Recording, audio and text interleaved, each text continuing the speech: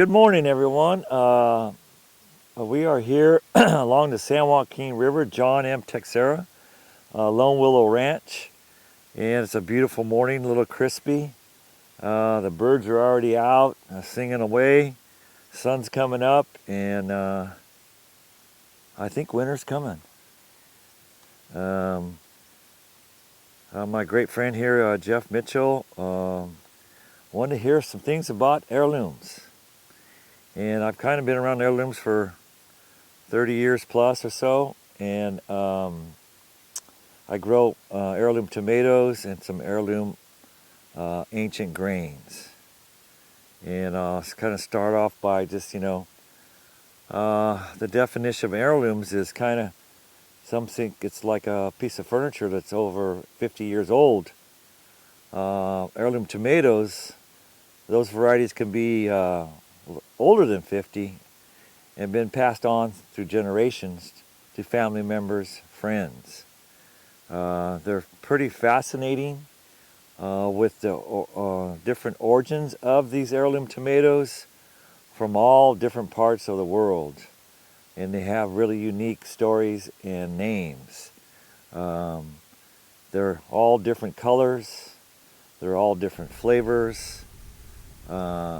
I kind of think about them sometimes. They're almost like a water balloon getting ready to burst with flavor and joy. Thin-skinned. They're tough.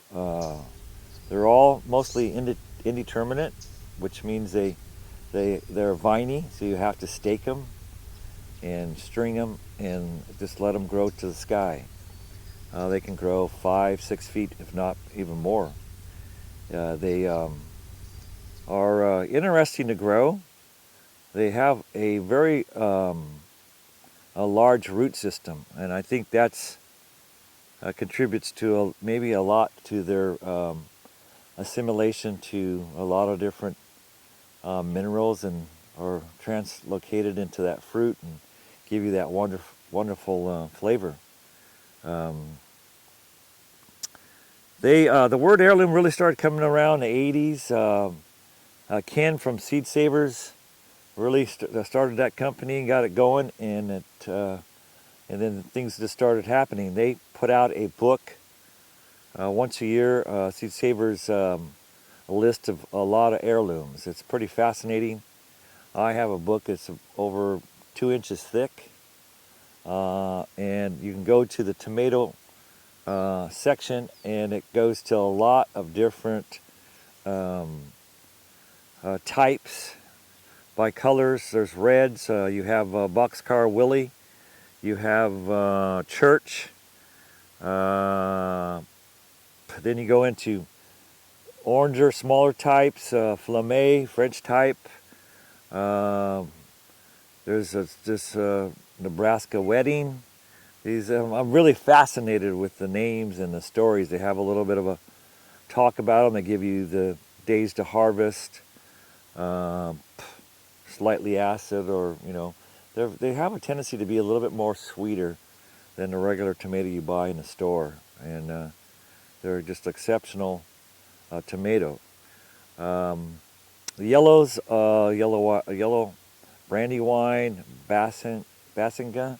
It's a Russian variety. Gold medal yellow. It's another one. Lemony. You almost look at it and you think you're eating a lemon, but it's a sweet lemon. It's very delicious. You go into the blacks, which are probably some of my favorites. Black from Tula. It's a Russian. Black Krim. One also after a famous person, Paul Robeson. It's just a real mahogany, smoky flavor, deep, rich color. They also, the blacks, there's a black cherry, which is probably my favorite cherry.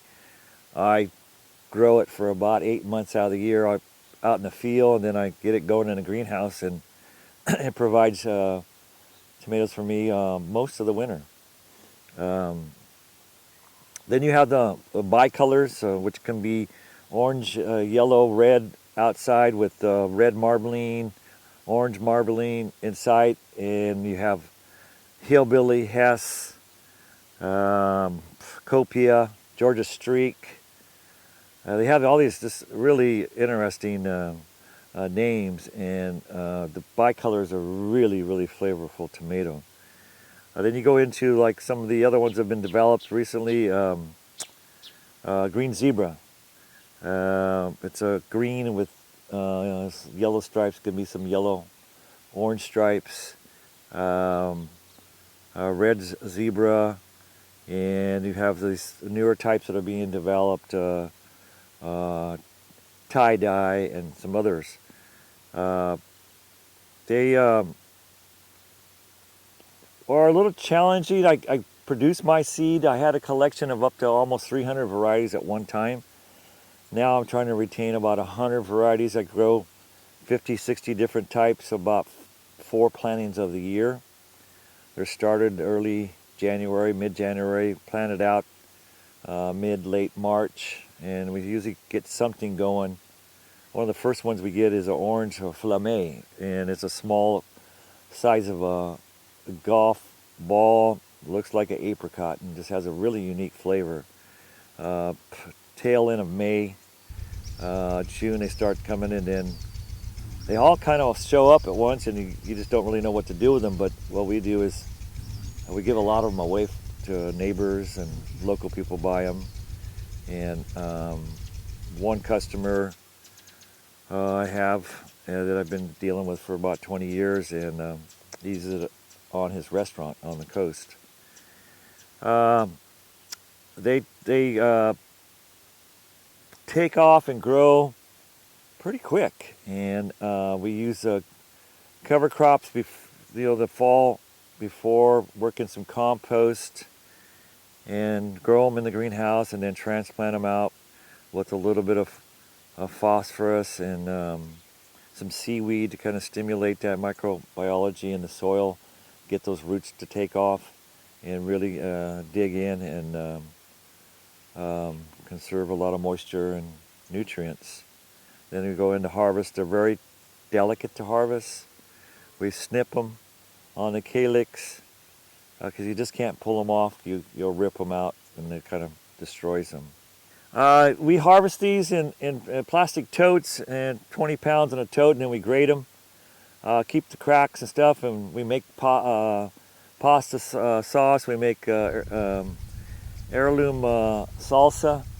We grow our own garlic, onions, and peppers, and so we pretty much everything in the jars comes from the ranch.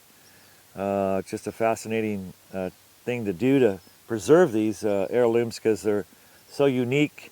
Anyone can grow them. You know, they're passed on with friends, and you just grow your garden. Enjoy these, and you'll love them. And put them up, can them, and all that. And so, how I really got started with marketing, a friend, and how we did it was we contacted some restaurants on the coast, and we said, "Hey, can you give us some money up front, and we'll give you some boxes to pay you back, just so we can get started up." And we had probably 20, 30 restaurants, Monterey, Carmel, all the way down to Big Sur, and all the way up to Santa Clara. These restaurants are just, they just love them. And we're picking them at heavy color. So once we pick them, they're at the restaurant the next day, and they're processed into just wonderful dishes. And there's a lot of events that are happening with heirloom tomatoes all around the world and the country. It's pretty fascinating. But so we were able to get started with that, and we had a wonderful year. Pay our people that gave us money for marketing, and it was a great idea. It's kind of like the CSA system. You pay up front and you get it, and you help farmers, small farmers, and it's a unique thing. It's a wonderful.